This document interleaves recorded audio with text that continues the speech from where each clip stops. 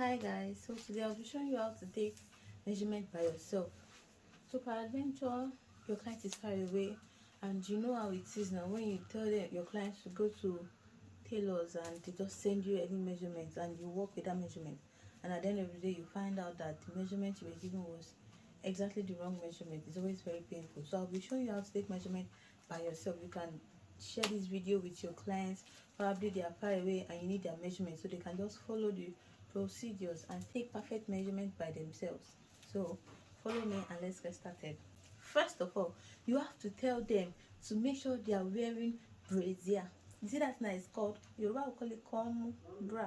Make sure that your customers or your clients that you want to measure or that wants to measure themselves, they are wearing bra. If you are not wearing, they say measure like that, tell them no, it's not possible. So make sure they are wearing bra. The same bra they want to wear on their outfit is what they should wear. So they will not wear push-up bra for measurements, and when they want to wear their clothes they are wearing normal bra.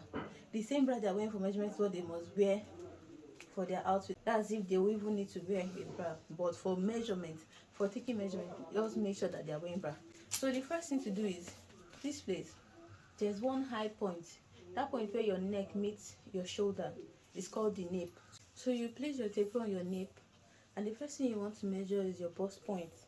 That point where you feel your nipple point.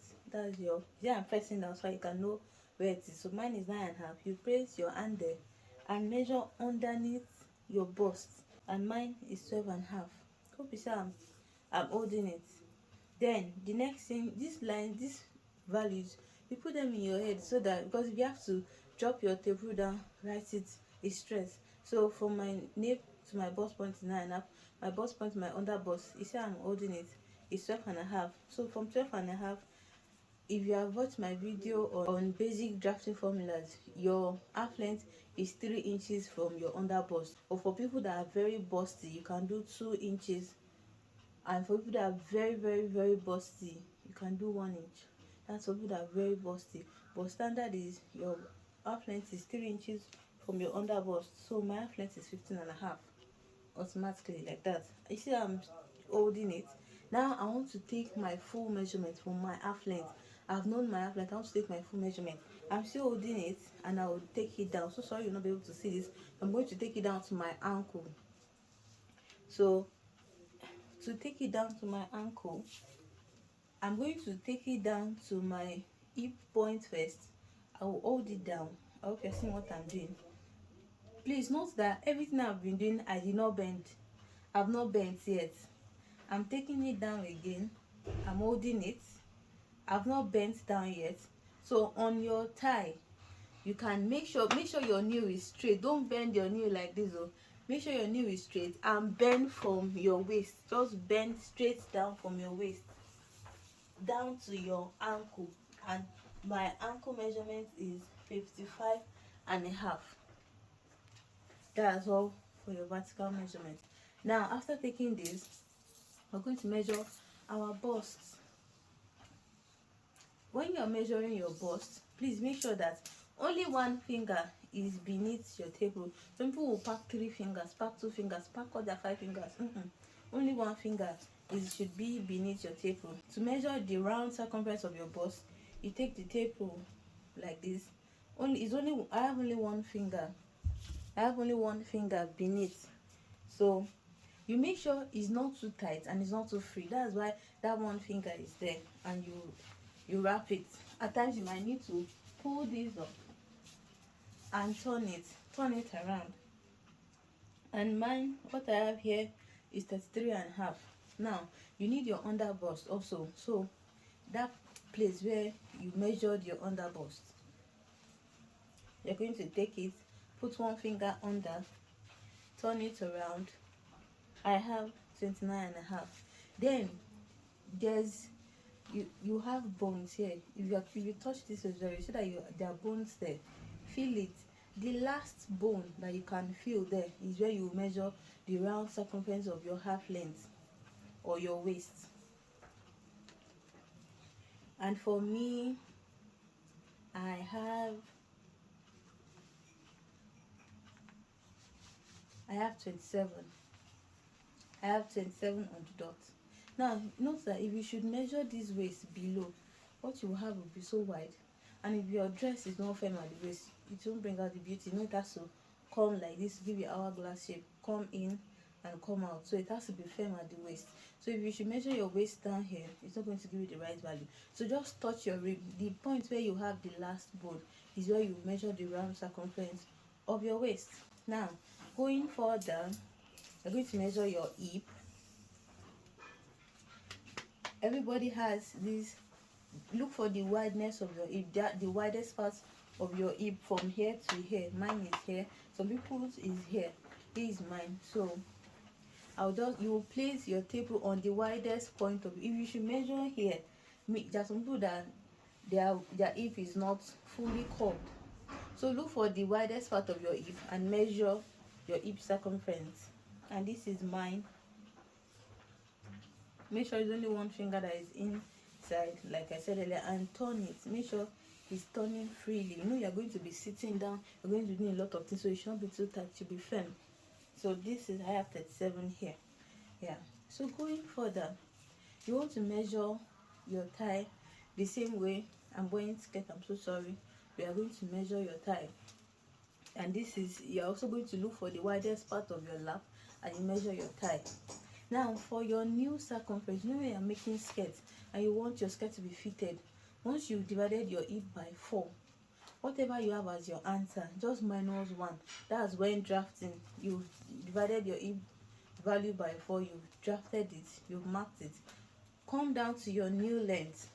Whatever you have on your hip, just minus 1 and mark it. It's going to give you a fitted, slanted shape. And that's all you need for your hip. So there's no need to measure and be doing like this. It's not necessary. You don't need that. Going further, let's measure our back. How do we measure the back? Some people have this place of some people is very high. So what you do is, yeah, if you notice, you will see there are 2 bones here and here. One bone here, one bone here, right? So you're measuring from this bone to this bone, but it is going over this place. I don't have, but I will prove that this side of their back is high. So from this bone on top of this high place down to this other bone, let's do that. So this is this.